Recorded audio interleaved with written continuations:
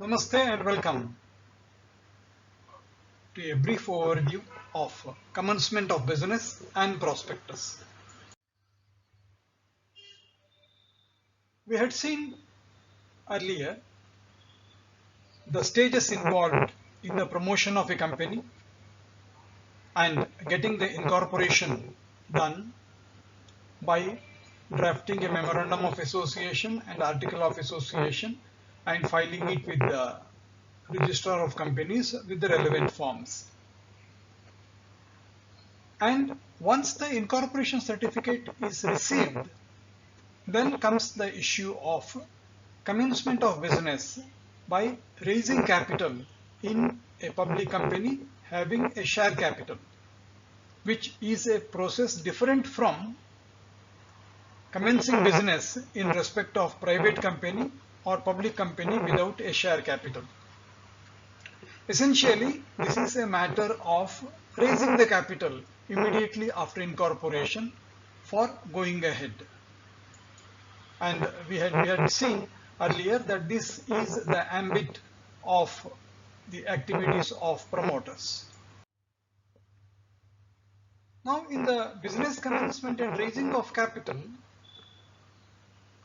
we will be studying the aspects in 5 different heads, starting with the business commencement process,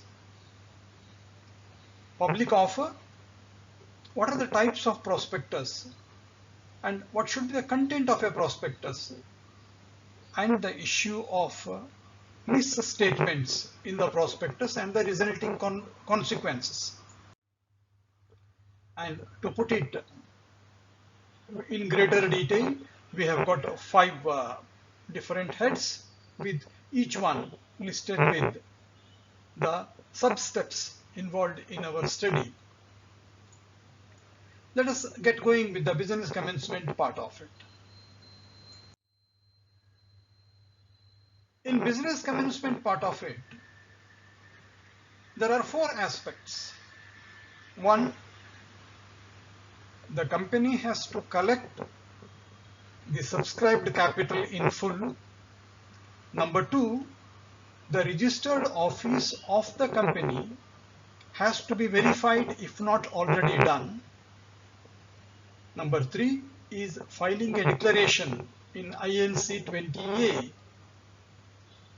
and that leads us to obtain the business commencement certificate. Now, in commencement of business by companies, the ministry has now asked for filing of INC 20A as a mandatory requirement, and it is made compulsory in respect of every company, private or public, which is having a capital and incorporated or formed on or after November 2018. Now, this is a streamlining of processes after demonetization which happened during November, and the whole idea is to curb the incidence of shell companies which don't have any activities but just formation and then parking of funds legally permitted or otherwise. Now, that's how commencement of business by companies has been brought under this scanner. And what it requires, INC 20A says the directors have to provide a declaration under section 10A in the form of a board resolution stating what? The subscription money which was due from all subscribers to the memorandum, it has been received, and there is a bank statement in support of the same. Number 2, it requires this statement to be certified by a practicing company secretary, chartered accountant, or a CMA. And these two are to be filed to obtain a commencement certificate from ROC. And the most interesting part of it is the timeline which is set. It says this has to be done within 180 days of incorporation of the company. Means from the time you obtain certificate of incorporation, another 6 months or 180 days, you have to mobilize the subscribed capital fully and then file this report. This is a change for better. Commencement of business by company by filing the form and the background of it. And it is compulsory for companies incorporated on or after 2nd November 2018. And commencement of business can be done only after you file this declaration. Now we have to just understand the subscribers to the memorandum, they are chosen few from among the promoters. From among the promoters are the subscribers to memorandum. And this subscriber to memorandum will be contributing the money, and that money has to be with the company to carry on the objective which was planned in the beginning as per the memorandum.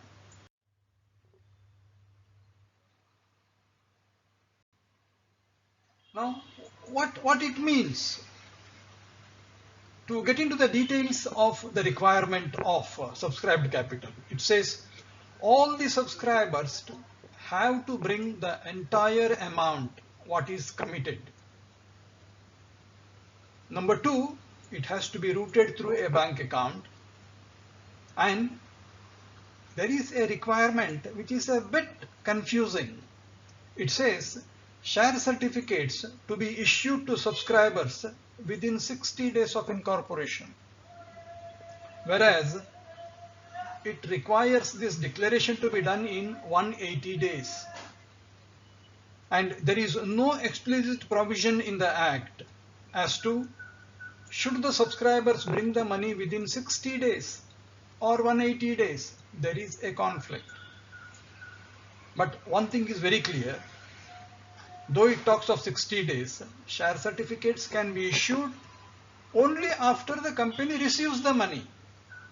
Means the outer limit for it has to be 180. In that case, the allotment of shares after 60 days and issue of certificates after 60 days will be violating this provision, which needs to be looked into. It is a technical issue.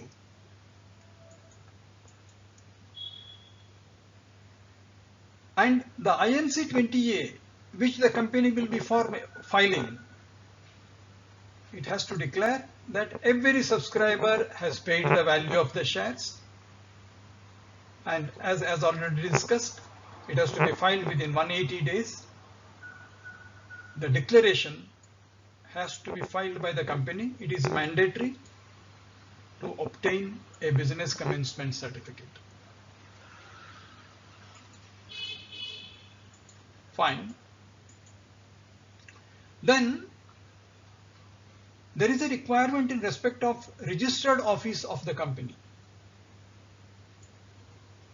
Filing of INC 22, it is for verification of registered office at a specific place for delivery of communication or for other communication aspects of it. It could be started as a temporary address and then it becomes a permanent address of the company. Before commencement of business certificate is issued, it is required that if under section 12 subsection 2, if the registered office verification has not taken place, it has to be done now and confirmed that what is the registered office permanent address It was to be done within a period of 30 days. If it was done earlier, it is no reason to do once again. But if it is not done, if it was temporarily done, now the permanent address has to be confirmed. This is also done preparatory to the issue of business commencement certificate.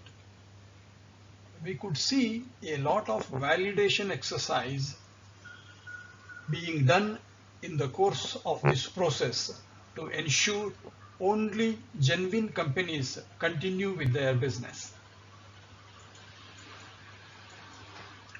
And what if a company doesn't do these things within 180 days of incorporation? The registrar has the power to remove the name of the company from the register of companies. Under the reason, it is a dummy company not carrying on any business. Besides that, company will be charged a penalty of 50,000 rupees, and every director or officer in default will be charged a penalty of 1,000 rupees per day of continued default, which can run up to 1 lakh rupees at the maximum. And this fourth point of penalty and other provisions really ensures that the corporate world has got companies which are really working. If they are not working, if they are only on paper, then in terms of this requirement, registrar has got power to remove the name of the company from register of companies.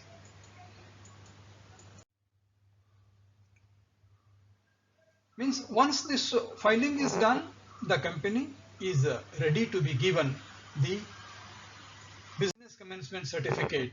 We have got a dummy business commencement certificate issued by the company, and that finishes the process starting from promotion till the commencement of business.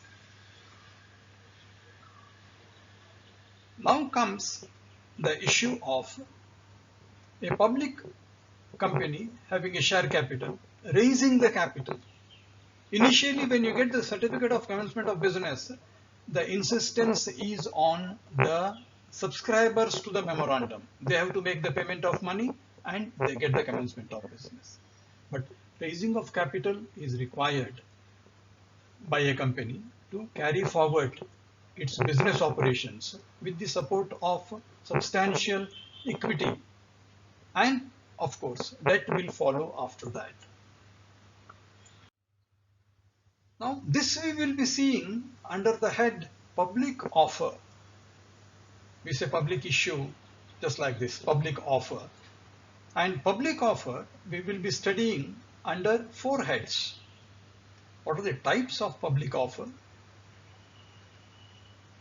And what is the listing permission requirement under a public offer?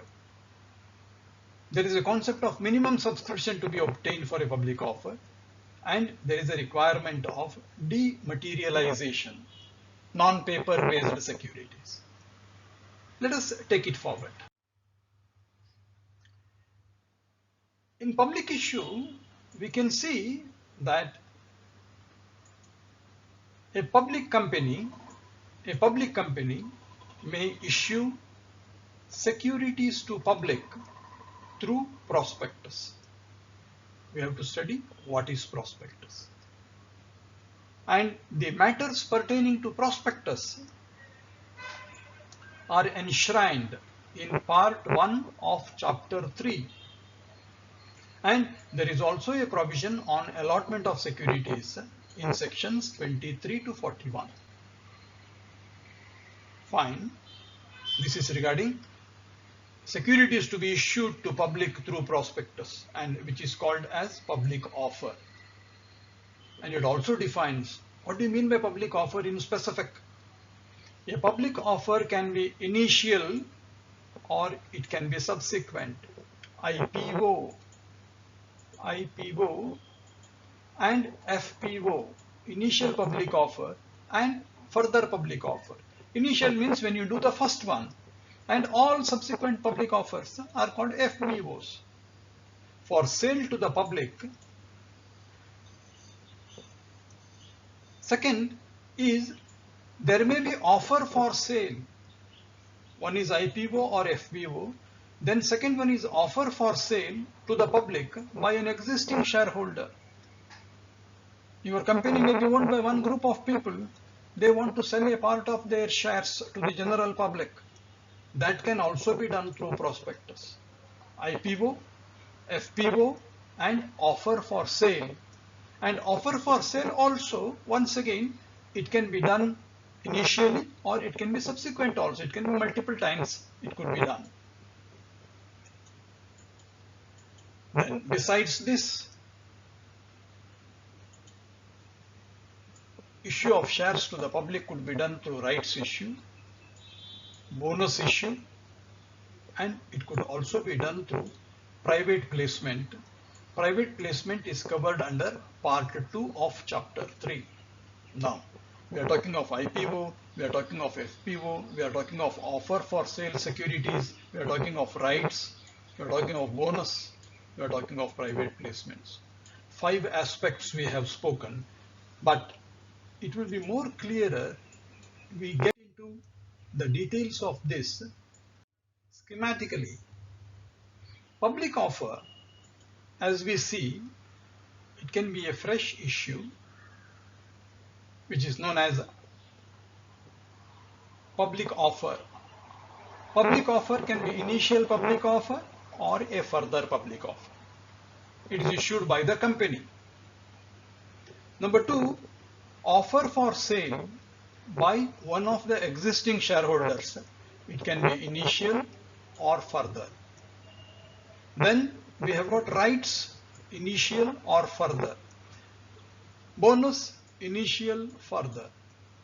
Private placement, initial, further. Now, one thing becomes very clear. Public offer can be first or subsequent. Means it can be done any number of times. Further means it can be 1 to n. First, second, third, fourth, like that it goes on. These are the 5 types of public offers which we discussed in the previous slide. Going into the details of it, we can just see item number 2, offer for sale is done by an existing shareholder. And number 1, number 3, 4 and 5 private placement, these are done by company. What do you mean by done by? Seller. Company sells the shares to public. Here the shareholder sells his holdings to public, and there is a private placement. In all these 1, 2, 3, 1, 3, 4 and 2, the shares are directed towards the public. Whereas in case of private placement, you can note the word private. It is to a private group of entities or individuals which can range from 50. Presently, you can make a present private placement to 200 people in a financial year. Means the company will sell the shares to a set of people by way of private placement, and these private placement people are not coming within the meaning of public. Therefore, we have put it separately. When we went for business commencement certificate, we said subscribers to the memorandum who are a part of promoters, they have to bring in the money to get the business commencement certificate. When we went to public offer, we said public offer could be done by the company or by the existing shareholders, and that could be done for selling shares to the public or to private individuals or a private community or private group of people. That is outside the public arena. It is not called a public issue, because the moment it is a public issue, you have to issue a document called prospectus. Now, prospectus is required to be issued when you give the securities to the public. Now, why all this? Basic intention here is to protect the investor. Our companies need continuous flow of money, but for continuous flow of money, the investor should be confident that his investment is in the safer hands and it is fully protected.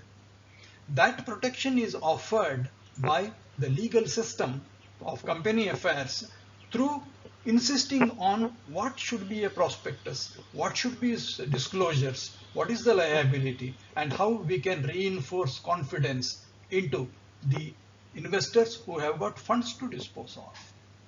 And in case of private placement also, it may not be a prospectus, but it will be an offer document which will come there. We will see it in the subsequent slides. And this slide is just to confirm that we have got 5 types of offers, 4 to the public, 1 to the private placement, 4 will be through prospectus, 1 will be through private placement letter of offer.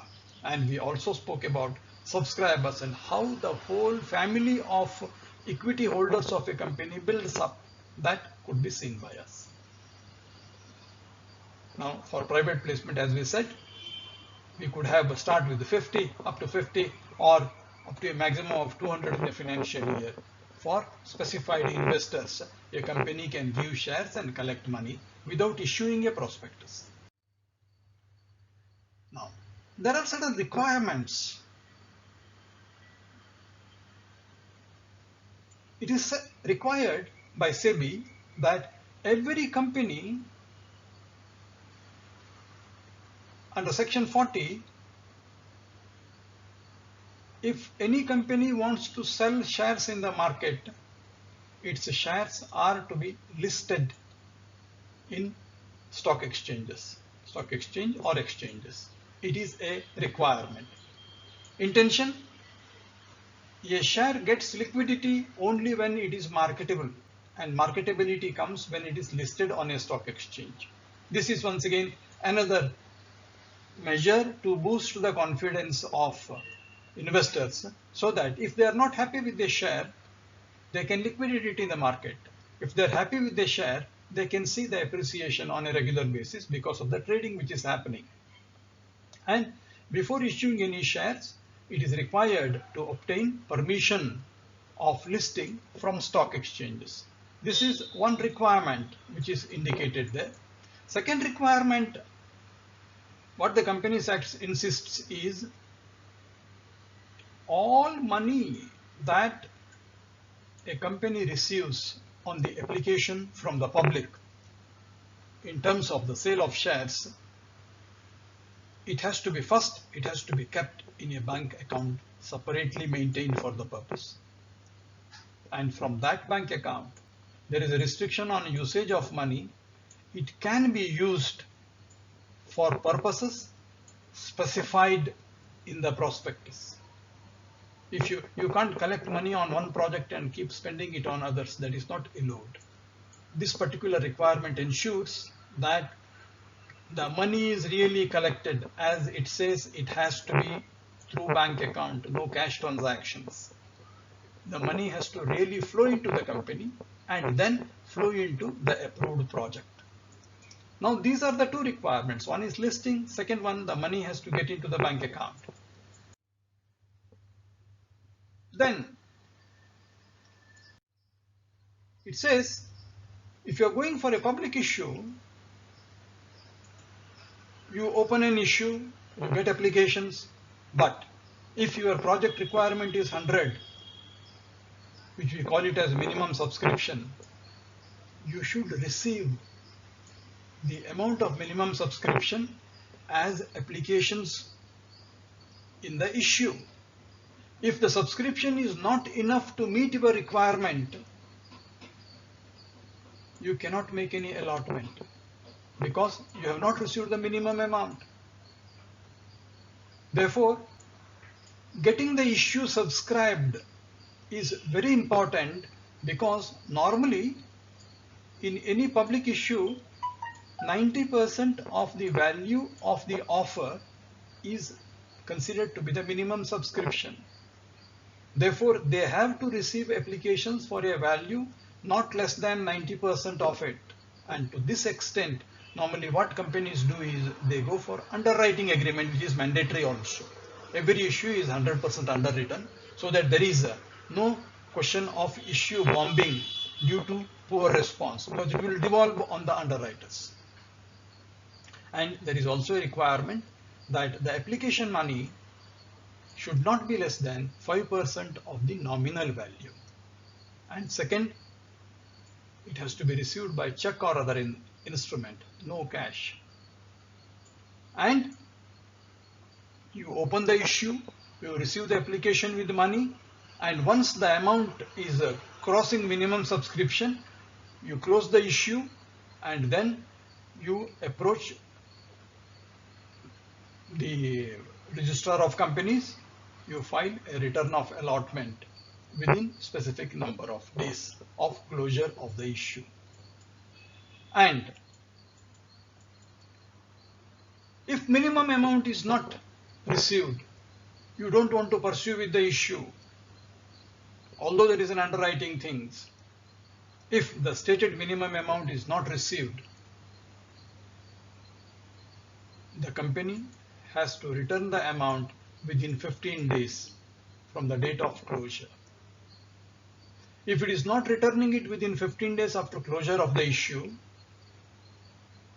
an interest of 15% per annum is payable, and it will be the liability of the directors who have authorized the issue. Therefore, the two aspects here is minimum subscription, receiving the money into a bank account by check, no cash to be received, and if you have received the amount, you have to finish the allotment within X number of days. If the minimum amount is not received, you have to refund it, and if there is a delay in refunding the amount beyond 15 days from closure, you have to pay 15% interest per annum, and that will be charged to the directors. This is regarding the minimum subscription and refund and interest. And now paper securities are not there in the market. These are all dematerialized. There is already a circular stating under section 29 of Companies Act, every public company should have its securities dematerialized, and it should be in compliance with the provisions of Depositories Act. There is no question of transfer forms in paper and then share certificates in paper. No, everything has to be dematerialized form. It is legally required. And even the promoters who already have those shares, they also should have it only in dematerialized form. Even in case of unlisted shares, this is the whole feature of dematerialized shares is to ensure that there is convenience of transaction. People are not held back because of the volume of paperwork involved, the delay involved in settlement, the delay involved in transfer of shares, stamp duty being paid manually and all that. This adds to the speed and accuracy of system, which is totally mechanized, and this is a welcome change. These were the issues. Now, in all this, what we were having is, we were talking of prospectus. Because when you issue a shares to public, you have to issue a prospectus. That document becomes very important. And we will understand features of prospectus. And to start with, we will study the 6 types of prospectus.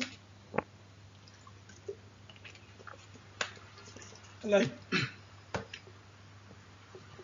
deemed prospectus, red herring prospectus, shelf prospectus, abridged prospectus, and we call it as the private placement offer letter. And we have got the evergreen statement in lieu of prospectus. In the sense, if you are not issuing any of these, then you will be issuing this. Simply put, every share, when it is issued to public or others, it should be supported by one of these documents along with prospectus, or there should be a replacement for it. A statement in lieu of this prospectus. A statement in lieu of this prospectus has to be there. Let us get into it. What is a prospectus? To understand, prospectus means any document described or issued as a prospectus. Still, it doesn't explain to you what is it. It is described or issued as prospectus. Okay. Second point, it says it also includes a red herring prospectus referred to in section 32. Okay, means we have to understand what a red herring prospectus is. Then it says it also includes shelf prospectus as defined in 31. Fine, we will learn shelf prospectus. And it also includes any notice, circular, advertisement, or other document, and we have to observe this here now. Any notice, circular, advertisement, or other document which is in the effect of inviting offers from the public. You need not have to call it a prospectus. You can issue a letter, you can issue a circular, you can issue an advertisement inviting them to buy shares in our company, inviting offers from the public for subscription or purchase of any securities of a body corporate. It is very, very simple. Any invitation inviting the public to buy shares in a company is called prospectus. It is a formal invitation in whatever form it is, but it invites you and expects you to buy shares in the company, and you are a member of the public. That is the definition of prospectus. It is described or issued as prospectus, and it includes these things: red herring prospectus, shelf prospectus, notice, circular, advertisement, or document. Its main purpose is it is an invitation. Invitation, request asking you to buy shares in the company, shares or any other securities. Now, there are a few other requirements here. It says any application form for a security should be accompanied by an abridged prospectus. Or means we have to understand what is an abridged prospectus, which should be there as a companion to application forms. And then it says, oh, what is an abridged prospectus? It is a memorandum. Memorandum means it is a summary containing salient features of a prospectus. Means it is a summarized prospectus, a brief prospectus, and it is specified, its contents are specified by SEBI by making regulations. Okay, we understand this now. An application should always have an abridged prospectus. An abridged prospectus is a memorandum prepared as per the guidelines of SEBI. If you are preparing an abridged prospectus, do you need a full prospectus? Yes, it has to be kept in the registered office of the company. And if someone asks for it, when the issue is open, you have to give it. And if you fail to give it, for every default, the company has to pay a penalty of 50,000 rupees. We have seen quite interesting things here now. We spoke of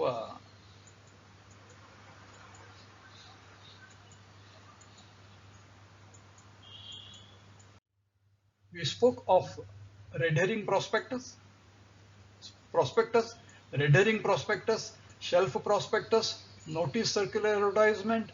We talked of application forms. We thought of abridged prospectus.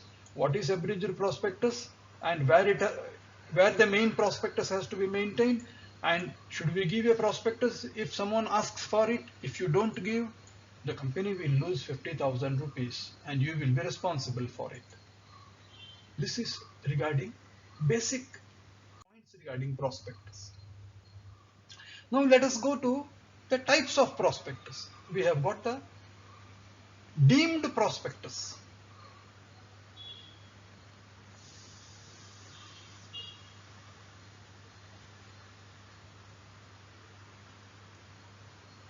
What is deemed prospectus?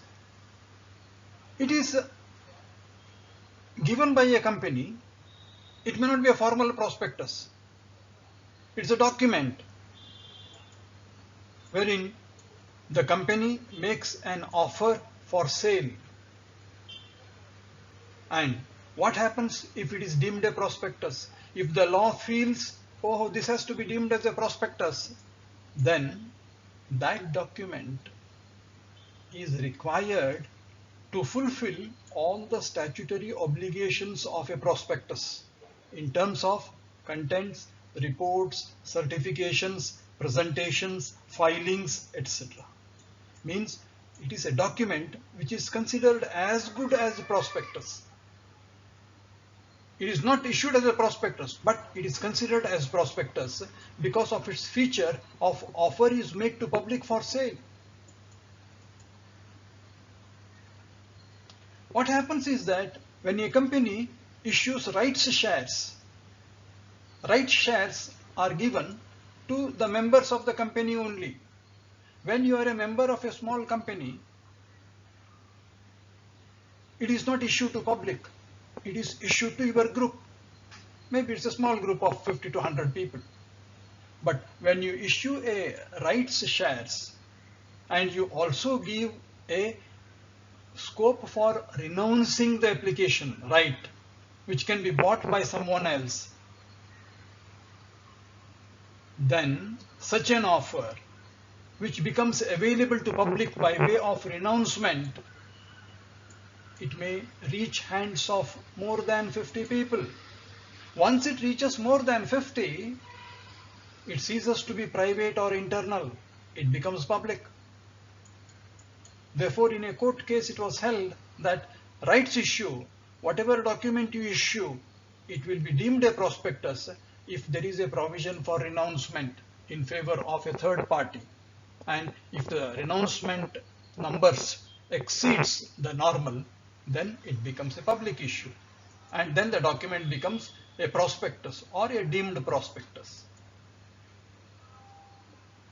Means, what happens if you call my document as a deemed prospectus? I am as good as prospectus and my responsibilities are as good as prospectus. If the statute expects a prospectus to contain so many details and it wants enactments and rules of law to be followed on contents, it should contain that. If there is a misstatement in the document, punishment will be the same as if there is a misstatement in the prospectus. Means it is as good as the document is offered to public, and the person who has received, he may be a person from your own group, but he will be considered as he is a member of public. Therefore, in case of deemed prospectus, it becomes a prospectus by default. It is not intended to be a prospectus. It becomes a prospectus by default as it has converted itself from a private document into a public document because it gives public member right to buy the shares. Now, this is as regards the deemed prospectus.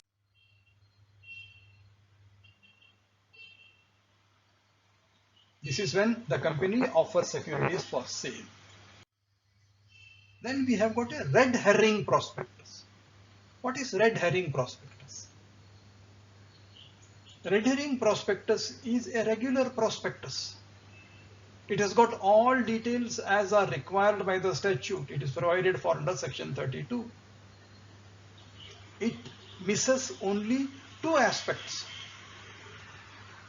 What happens normally? We will have a price for a share when the issue opens, there will be a price for the share.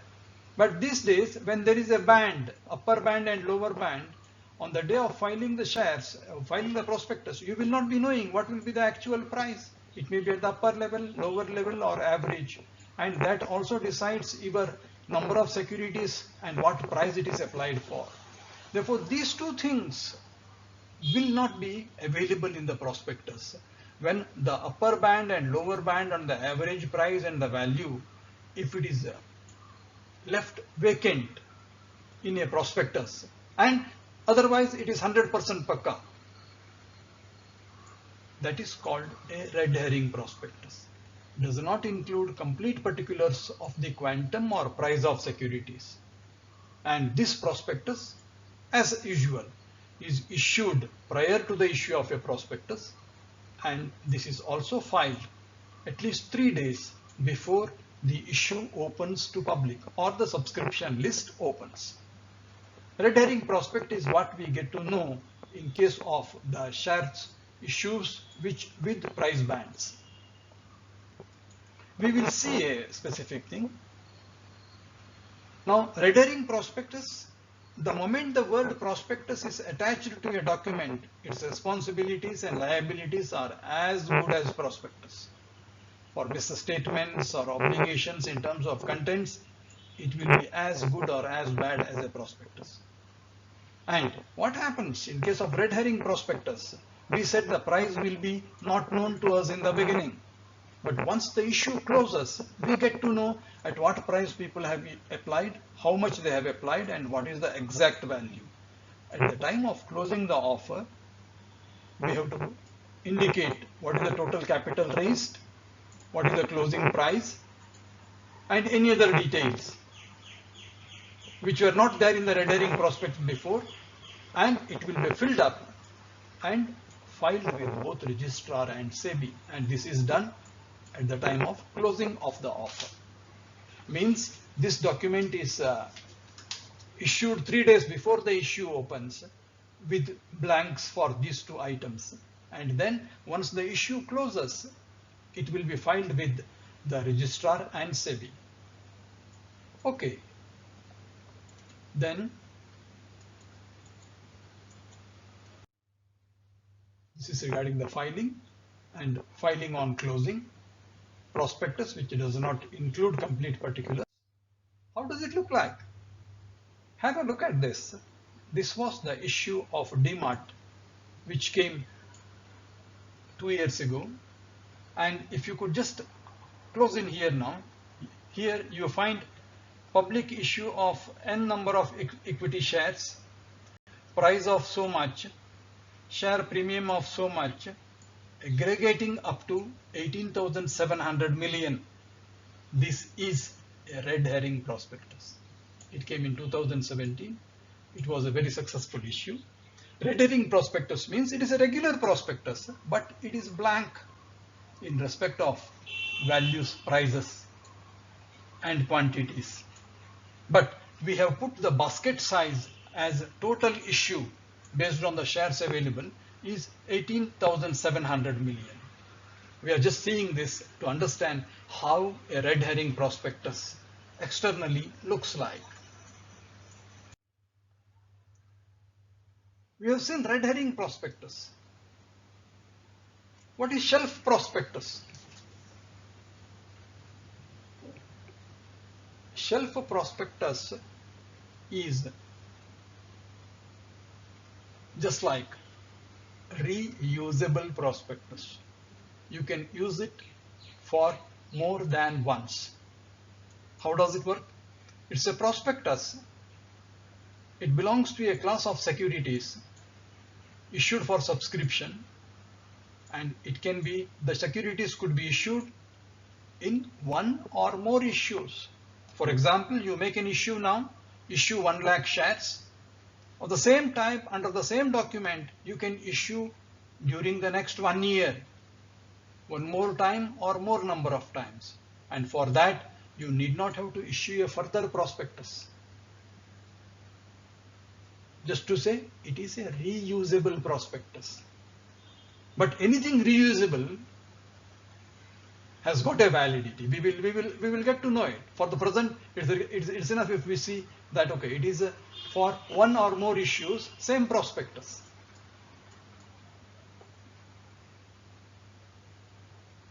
How does it work? Every time an offer of securities is made under the prospectus,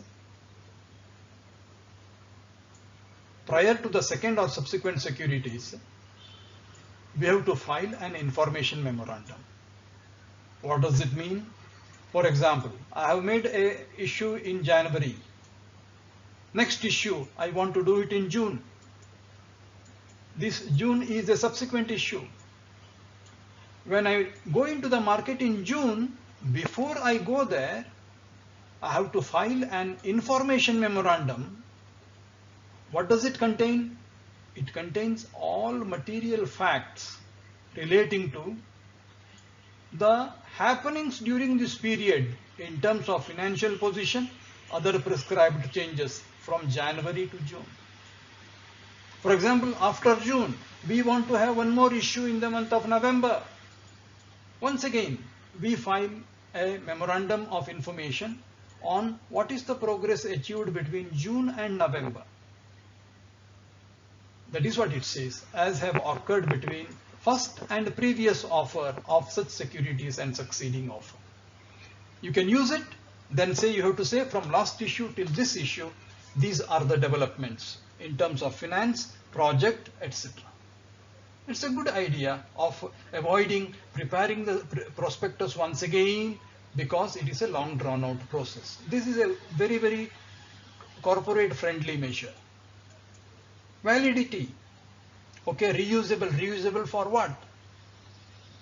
It says any class of company may file a shelf prospectus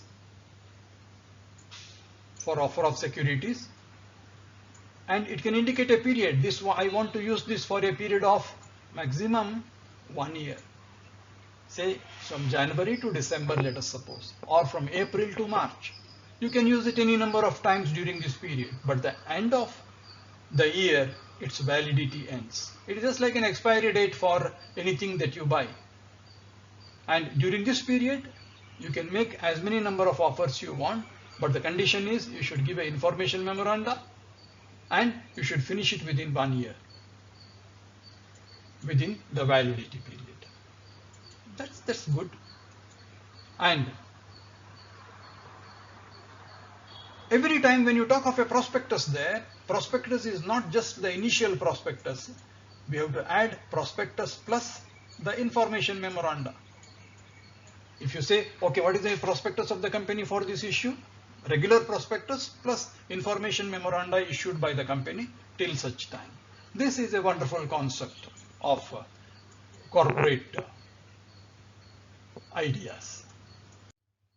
This is regarding shelf prospectus, reusable prospectus, recyclable prospectus, wherein you use information memoranda and do as many number of issues till there is a validity period of 1 year. There is a third one, abridged prospectus. We spoke about this. The requirement of company law in respect of every share application is it should be attached with an abridged prospectus with every application, whereas detailed prospectus can be available at the company's premises. Good. Let us see its meaning. An abridged prospectus is a memorandum containing salient features of prospectus. It is a virtual summary of regular prospectus. Contains a precise and brief gist, all the same. It is a ready reckoner. Anybody can see who is the underwriter, what is the project, who is the director, what is the amount envisaged for the project. This is a part of abridged project, abridged prospectus. What is the implication? Section 33(1) stipulates that when any form for the purchase of securities is issued, you are talking of application form, it must be accompanied by abridged prospectus. We have seen this provision before. This is so much for abridged prospectus. Then comes private placement. In case of private placement, we said Company will be selling it to one set of people, and the total people during one financial year should not exceed 200. Let us see what is it. It is offer of securities or invitation to a select group of persons. It is very, very private, closely knit, not publicized, not advertised. They are given a private placement. The word private and placement, it is not distributed. It is placed with a group of individuals, private, through an offer letter.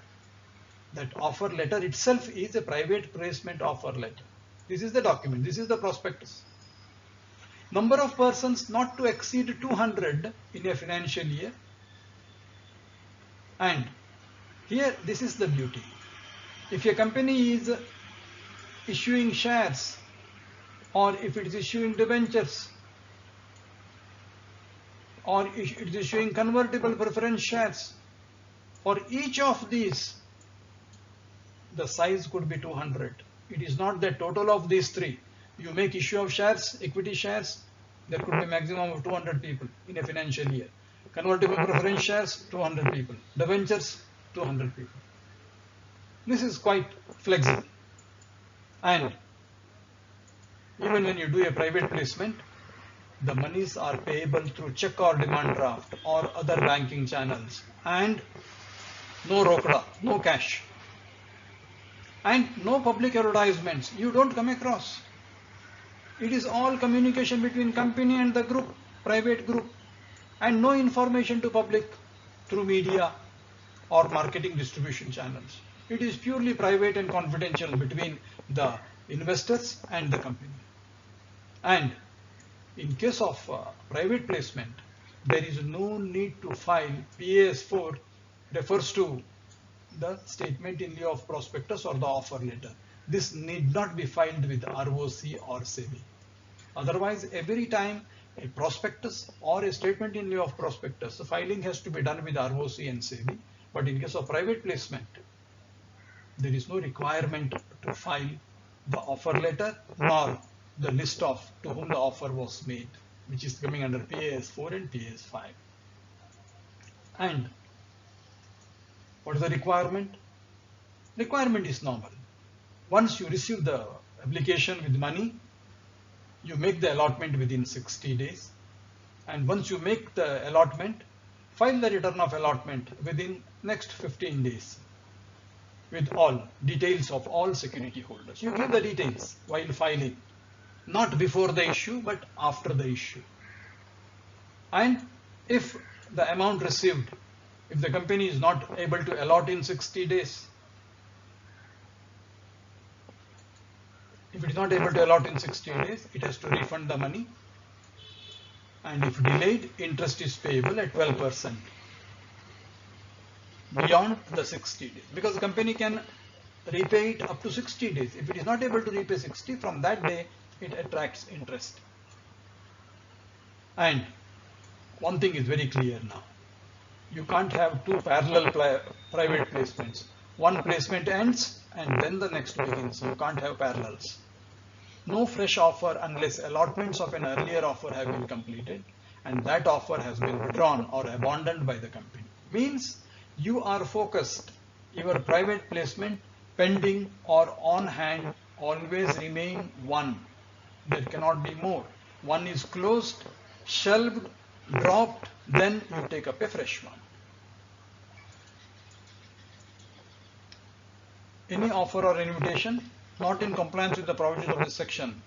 If these things are not, if there is an advertisement or a local marketing effort done, it becomes a public offer, it ceases to be a private placement, then it will be treated as a public offer. What is the problem if it is treated as public offer?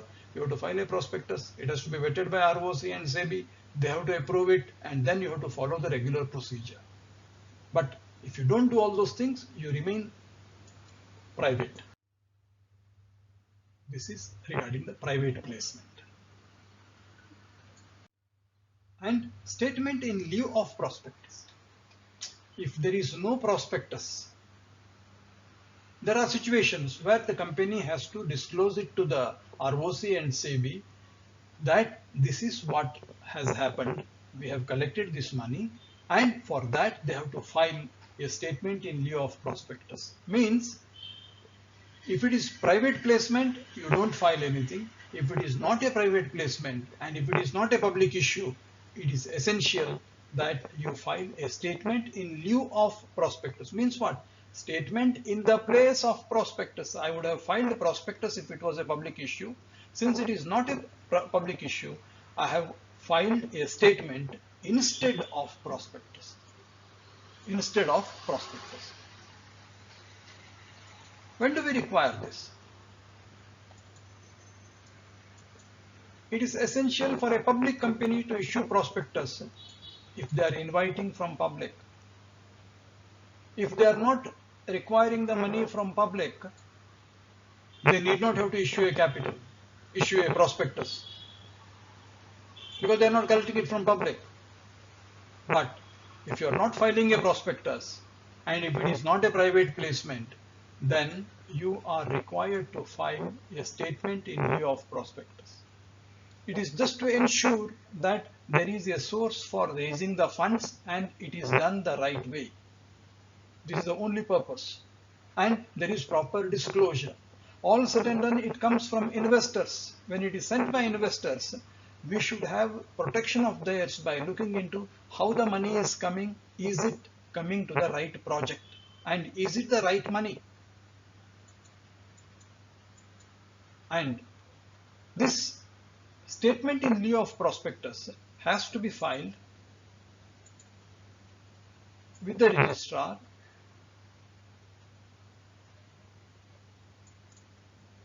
signed by all directors or their agents at least 3 days before allotment of shares or debentures. When you are going to issue the shares, 3 days before that, you need to file this document with the ROC. Means the allotment comes only after you file this with the ROC, putting them informed that okay, we are going to issue these shares and this is not to the public and therefore we are not issuing a prospectus. What will be its contents? It is simply, its contents will be similar to or approximately the same as a prospectus, which contains information given in Schedule 3 of the Act, which is known as Statement in lieu of prospectus. And this is regarding conversion of a private into public company. But the information requirements and the heads under which it comes, they remain the same, almost the same. But it is only the timing and the leniency which they enjoy which makes a difference here. Now, we said if there is a prospectus, there is no need for a statement in lieu of prospectus. But there is an exception to this. Even when a prospectus is issued, you have to file a statement in lieu of prospectus in a special case. We can understand that exception. If the company has issued a prospectus, but the issue failed, the issue did not get minimum subscription. Now the company cannot proceed with the allotment even if it manages to get the money and issue the shares later. It has to file a statement in lieu of prospectus with ROC. A company failing to file prospectus or statement in lieu of prospectus cannot proceed with the allotment of shares. Here, your public issue failed. Your prospectus became a document which didn't fructify into capital. In that case, to proceed further with whatever allotment you want to make, you need to file a statement in lieu of prospectus. It is as good as it is a replacement for prospectus, giving the concerned authorities the details which they need to for a grasp of the project. Now comes, okay, we said it should contain all details as available in the prospectus. What should be the form and content of prospectus? Let us have an overview of it. What should be its form and content? What are the matters to be shown there as per section 26? And are there any declaration to be done there? and to whom it is to be delivered. These four aspects, if we see, it gives us fairly a good idea as to how does prospectus mechanism work.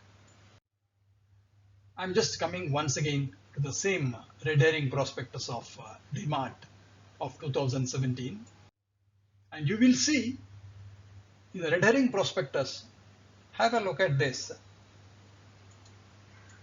It talks of general risk factors,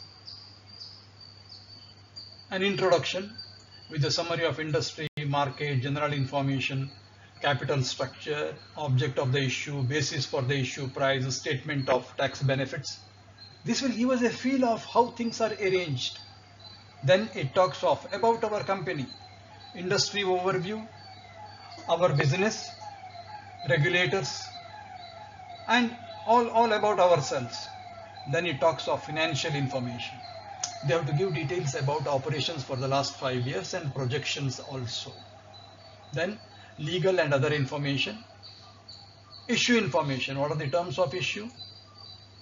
What is the issue structure? What is the issue procedure? Restrictions on foreign ownership. And main provisions of the Articles of Association. Select clauses which are relevant to a shareholder when he applies. And material contracts and documents for inspection. This is the total contents in a regular prospectus, and we took this particular page and then split it into 3 parts so that in parts we get to understand it better. Prospectus, we have seen an example. What are the requirements in respect of prospectus? It should be dated, it should be signed, and what it shall contain? It shall contain information, and it shall also have reports on financial information as specified by SEBI, as we saw in the cover sheet in the previous schedule. Then there should be a declaration in that. Every prospectus makes a declaration that we have followed Companies Act, we have followed Securities Contract Act 1956 and SEBI Act 1992, and there is a strict compliance of the provisions, and nothing in the prospectus is contrary to the provisions of these 3 acts. This is to reassure. And what it says is, before a prospectus is issued, a copy has to be delivered to the registrar of companies for registration. And anything that you file here with the registrar of companies, it has to be signed by every director of the company or by his authorized attorney. But it is essential that it has to be signed by the whole board of directors. And once you file a prospectus,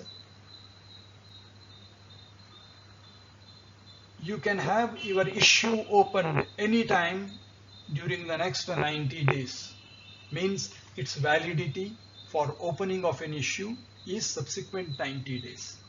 If you file today, you can open your issue anytime during the next 3 months, and the copy was delivered to the registrar. Therefore, it decides the window which is open for the issue to open. Then we said it has to be signed, it has to contain, it has to be compliant, and it has to be filed with the ROC. What happens if we don't do it? It's an offense. The company shall be punishable along with the person who is in default. Fine of not less than 50,000 rupees, and it can go up to 3 lakhs, and there can be imprisonment up to 3 years or both fine and imprisonment. It is talking of penal provisions based on the contravention, but there is pleasure in being compliant in these 3 aspects of it.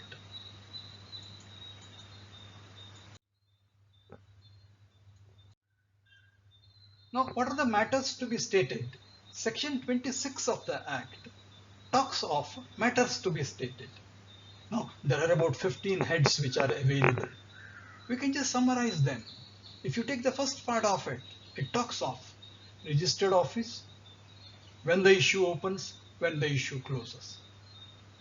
If you take the second one, it talks of you will have a separate bank account, there will be 100% underwriting, and all consent of directors, auditors and bankers to the issue, and experts wherever they have given opinion, it will be obtained.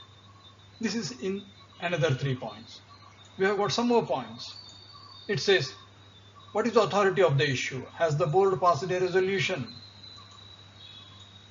What is the procedure? What is the time schedule for allotment? What is the capital structure of the company? What are the main objects of the offer? Why are you needing this? And what is your present business? And when is your project which is under this scheme getting to be over? This has to come. We have seen in the cover sheet of DMART similar things arranged in a different way. Then it talks of mainly the project. You are collecting this money from this issue. Where is the money going? What is the risk factor? What is the gestation period for the project to fructify and then yield results? Is there any progress made to date? What is the progress till now? What are the milestones, deadlines for completion of the projects? Are there any ongoing litigations which might affect the closure of the project or completion of the project? These things should come as a part of project schedule and current status and litigations. This is regarding the major contents. We have already come to 11 points as of now here. Let us get further. We have got 3 more points.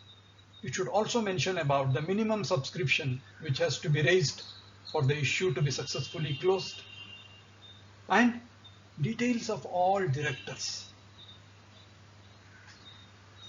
And if there is amount to be brought by the promoters in the issue, what are the sources of those promoters' contribution? These specific things are listed by section 26 to be mentioned in the prospectus, which in turn talks about the company, the project and the timelines and the amount involved, when the issue opens, when the issue closes, what is the minimum subscription, who are directors. These are the core things which will be there in the matters to be done. And along with these matters of section 26, you will have certain reports to be indicated there. Reports and profit and losses and assets and liabilities of the company for the last 5 financial years immediately preceding, and assets and liabilities till the latest one, which should not be more than 180 days away from today.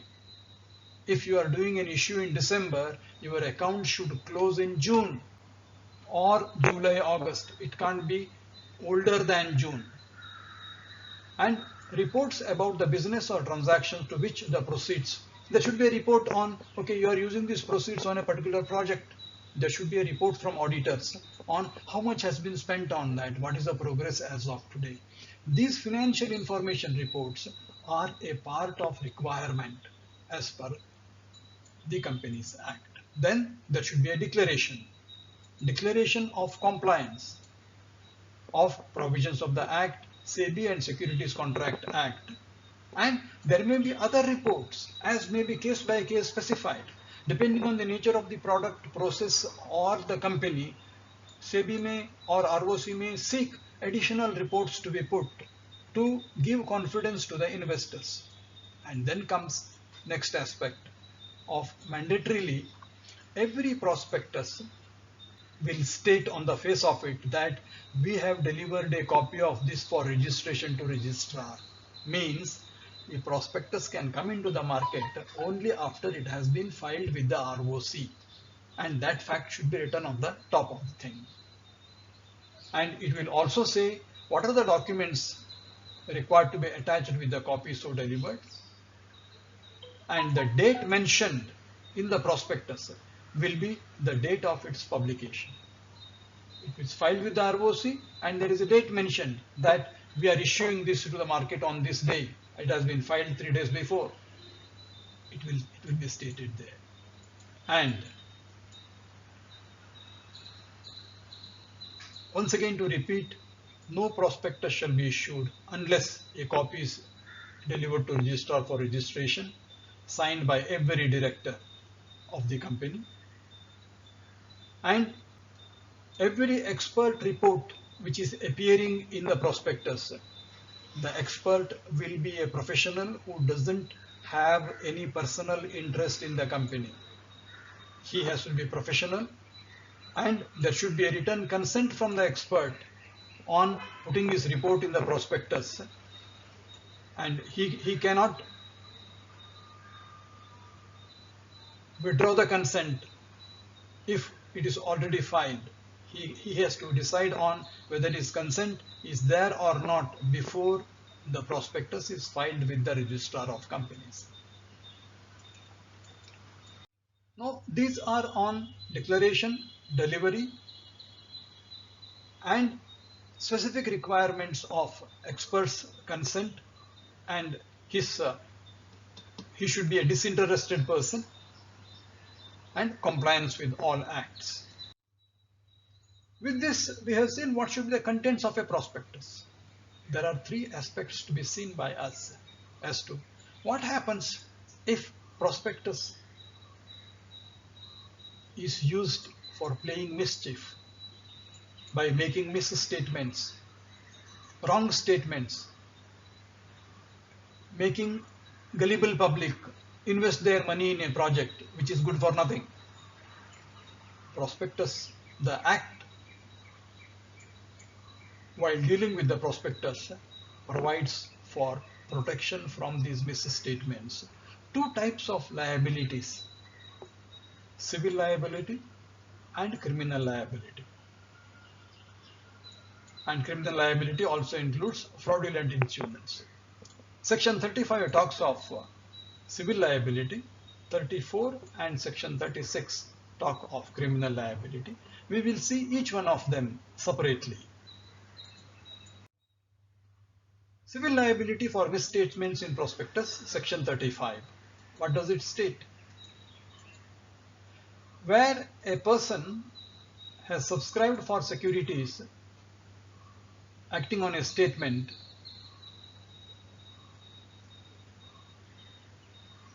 which is misleading and has sustained a loss or damage. There is a public issue comes, you invest in that based on the statement in the prospectus. Later you find it is a bogus company and you have lost your money. Subscription based on misstatement. Either they put a wrong statement or they omitted a statement. Supposing the promoter was arrested during the last 1 year on some moral turpitude cases. Prospectus didn't indicate that. Means that was a omission which misled you, and that is a misstatement, and you have subscribed, you have made a loss. You can claim a civil loss from him. What is the liability of the company? The company and every person who is a director, named to be a director or a promoter, or who has authorized the issue of prospectus, or an expert whose report appears in that, he shall be liable to pay compensation for the loss or damage caused. We have seen what is the offense, what is the damage, who is responsible, and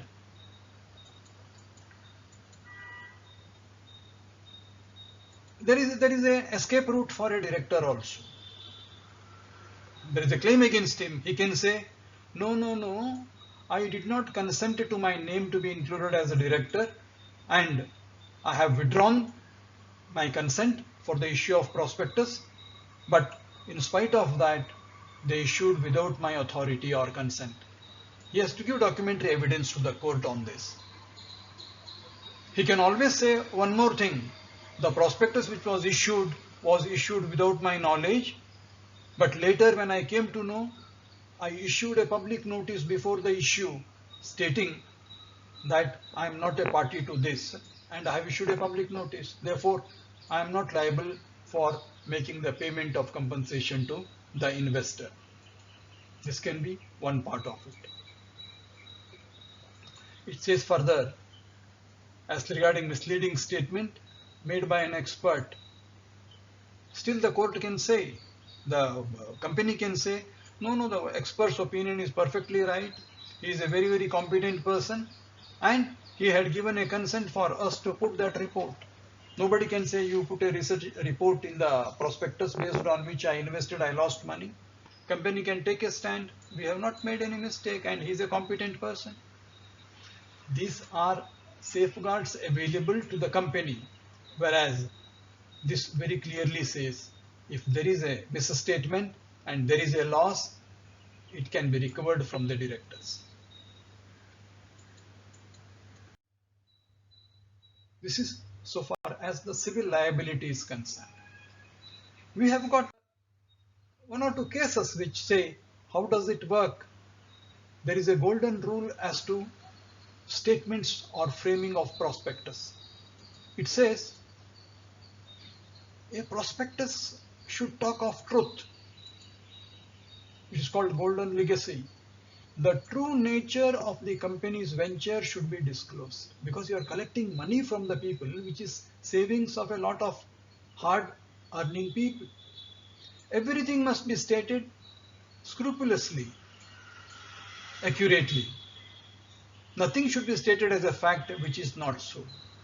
Nothing should be omitted, the existence of which might affect the quality of advantages. Therefore, there should be disclosure of true nature of the company's venture.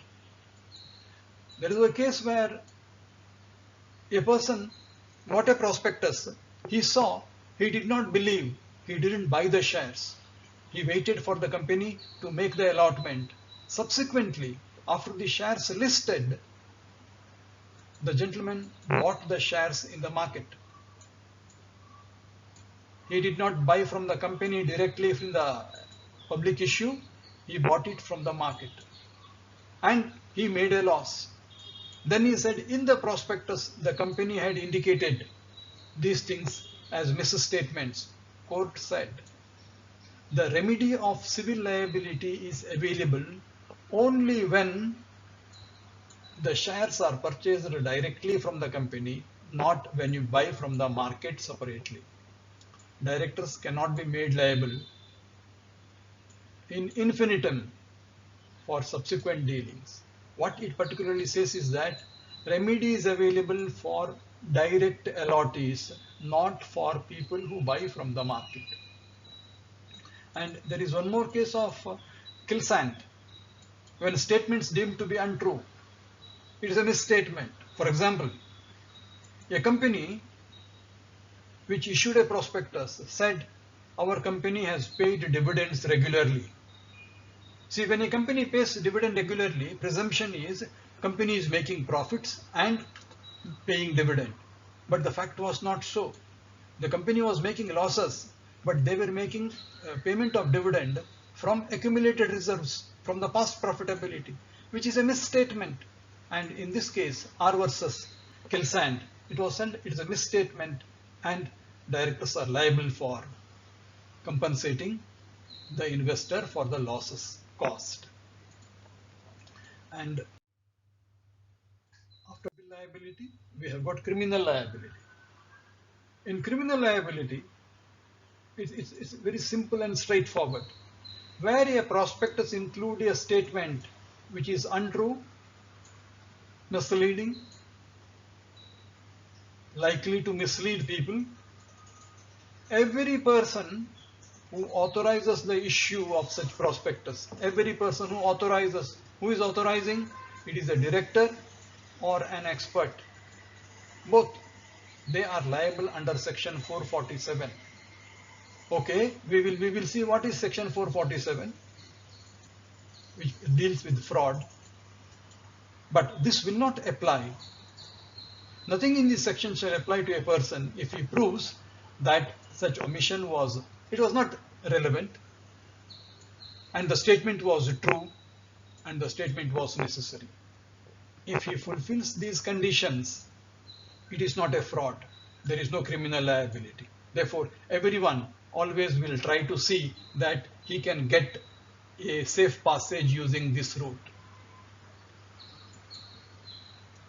Now, when we say 447, what is there in 447? Section 447 is a common clause in Companies Act which deals with fraud. It is simple wording. Any person who is found to be guilty of fraud involving an amount of at least 10 lakhs or 1% of turnover of the company, whichever is lower, if the fraud qualifies here, he shall be punishable for imprisonment for not less than 6 months, and it can extend up to 10 years. Therefore, 447 is a very powerful section. The moment your fraud is 10 lakh rupees or 1% of the turnover, whichever is less, you can be imprisoned from 6 months to 10 years. And if there is a public interest involved, he shall get a minimum of 3 years, not 6 months. This is the power of section 447. And punishment for fraud. We talked of imprisonment. Here there is something as he shall also be liable to fine, and the fine will not be less than the amount of fraud. If there is a fraud of 1 lakh, it will be 1 lakh, or it may extend to 3 times the amount involved in the fraud. Therefore, 447 talks of imprisonment, and it also talks of fine, which can go up to 3 times the amount of fraud. And after criminal liability, there is one thing, punishment for fraudulently inducing persons to invest money. Normally it is done by the private agents. And it says, any person who knowingly makes any statement deceptive or misleading and deliberately conceals to induce any person to enter into agreement for buying the securities, to secure profit to any of the parties from the field of securities, or an agreement for or with a view to obtaining credit facilities from the bank. Once again, the act which is referred to is section 447. Criminal liability can be for misstatements in the prospectus to induce people to invest, and action by affected persons. Anyone who is affected under section 34, 35, 36, there is no qualification required. Whoever is affected by this misstatement or inducement, any misleading statement, he can file the case under 447 or 34 and 35. Thank you so much. Thanks a lot.